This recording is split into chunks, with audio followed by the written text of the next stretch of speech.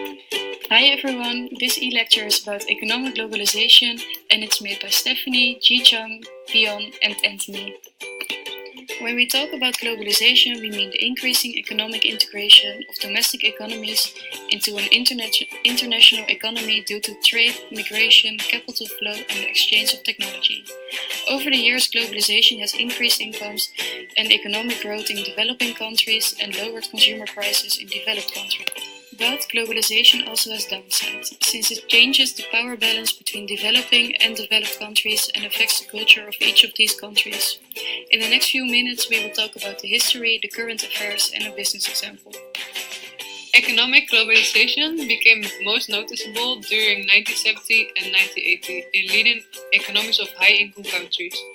Free market principles in combination with revolutionary innovations in information and communication technologies were spread all around the world. If we look back in time, globalization all started to develop itself when in 1492 Christopher Columbus discovered America, the New World. At this point, the markets of Europe and America integrated between those two continents. Traders of Europe discovered America and created a new division of trade and labor. Currently, the economic globalization is helping the countries to trade their competitive advantages. Companies are constantly improving their productivity and their cost efficiency, but it has an impact on the environment. Human activity is linked to economic growth and degrade ecosystems, thus destroying part of the natural capital stocks. The problem is that these capitals are necessary for growth. Some within natural capital are not renewable on a human scale. Moreover, economic growth can degrade other forms of natural capital due to discharge of polluants. As globalization grows internationally, the phenomenon of relocation is becoming more and more meaningful. Indeed, firms from developed countries are attracted by the idea of producing abroad. This would mean separating their employees, and this would result in an increase of unemployment in the developed countries. In the developed countries, the localization has a negative connotation because it's often synonymous with rising unemployment or social dumping. Indeed, relocation helps to raise the standard of living of emerging countries and create new jobs.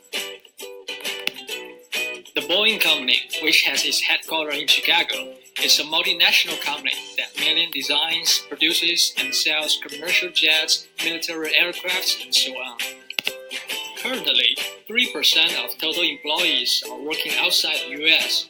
They are distributed into 61 countries, such as Germany, Australia, UK, and so on. The components of Boeing's airplanes are from different countries. For example, wings and batteries come from Japan, doors are from Italy.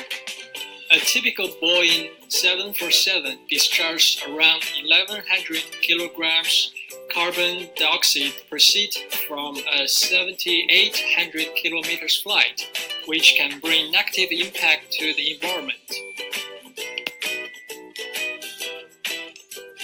What we learned about globalization is that the world's becoming smaller. Businesses can increase their productivity and efficiency in the production process. But we all have to act sustainable in order to develop the third world countries where the businesses are relocated and decrease the gap between poor and rich.